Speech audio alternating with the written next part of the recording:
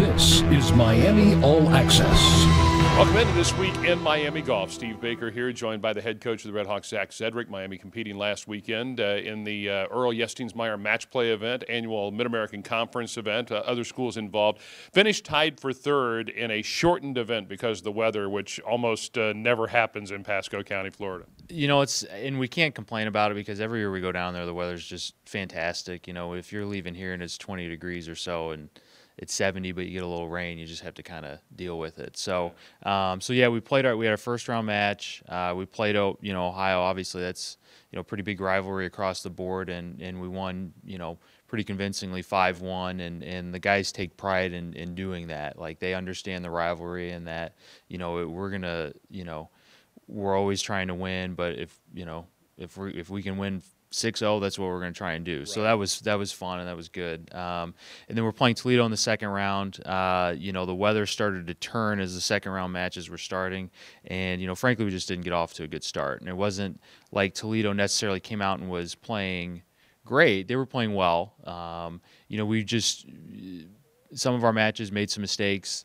Let guys get to big leads, and then it just rained to the point where we had to suspend play. The golf course just wasn't playable, and came out yesterday morning. So then the plan was, there was not enough time with flight schedules and with golf course availability to be able to finish the second round and play the third round. So it was decided that you would finish your second match, and based on where we were at, we beat Toledo, it's a tie for first, and we lose, it's a tie for third. So we came out yesterday morning, and in most of our matches, we really played okay. It just, we were just too far down in some of our matches to get over the hump and come back and win. So, that was disappointing because we wanted to go out and start off the spring with a win.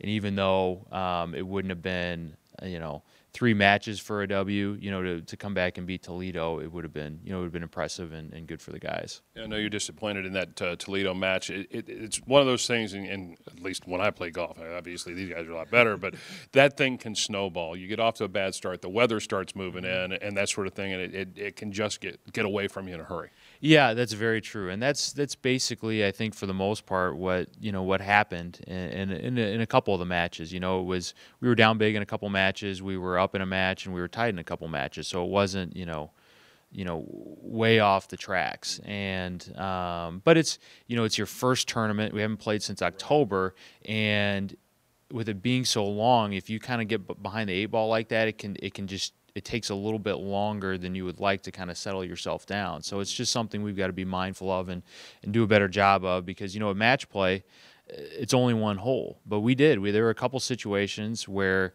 if it would have been stroke play, it wouldn't have just been one shot. It would have been 2, 3, or 4 shots. So, and that's the mindset that we kind of talked about after, that we have to take with us. If you're looking at it in the grand scheme of things, we had about 60 or so holes left, and we were really, as a team, 9 holes down.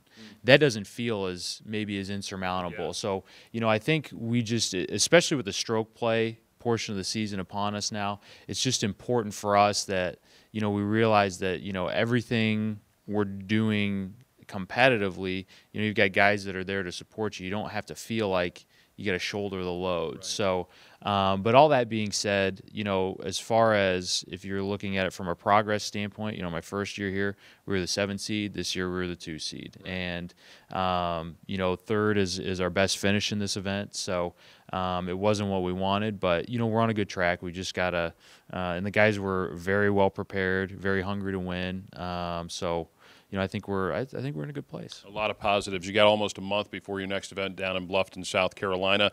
I wanted to ask you, the Indoor Sports Center just opening up here on campus. Obviously, it's going to be a cold month. Yes. You have the opportunity.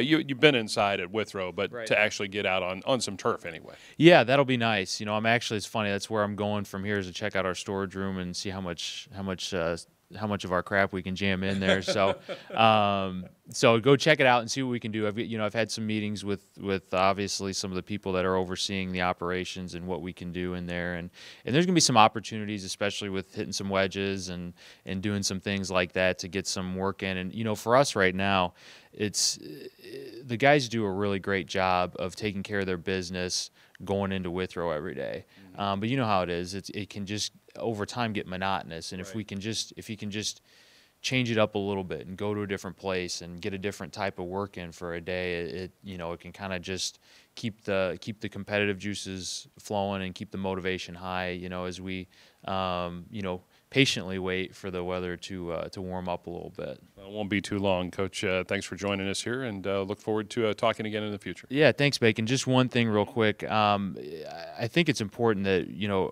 for us, our parents are great supporters. We've had parents come out really to every event, and it's just it's something I don't really talk about on when we chat, but the parents, and we have alumni that come out to events. It's just fantastic. We had Dave Keebler, who is good friends with Don Crane, baseball alum, and Don is getting ready to come off the board of trustees.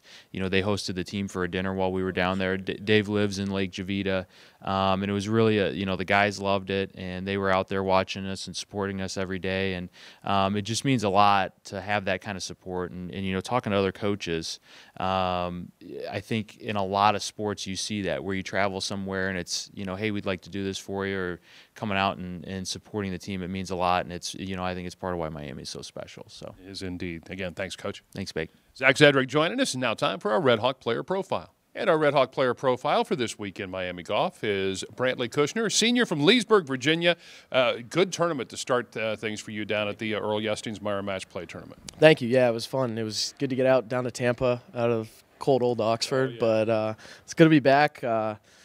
Glad we could have a good off season here in the snow. Talk a little bit about that offseason, because Coach was telling us that the guys just find a warm place to play. Did you go back down to Virginia, or what did you do during that J term? Well, actually, my parents just moved to Dallas, Texas. Oh, great. So it was good for me. I was able to practice down there at Vaquero Country Club, which has a lot of PGA Tour pros practicing out of, and it's right in my backyard. So it was a good place to be down there and practice. I was going to say, you got an opportunity to get outside and actually do some things, and that has to help, because obviously there was a little bit of a break between the fall and what was going on here, and to get out there and actually get outside and do some things. Yeah, it was good. A lot of the guys actually were down in Florida. Scott lives in Vegas, which is great, and it was just good that everyone was able to get out in the sun before Tampa and get us a little more preparation for the spring. Obviously, the match play event, there's about a month period between that event and your next event. How is it to start off, obviously the only match play event that you'll play all year long, how is it to start off that spring schedule with that match play event? It's a good experience for everybody. You don't really go out there and worry about your score too much.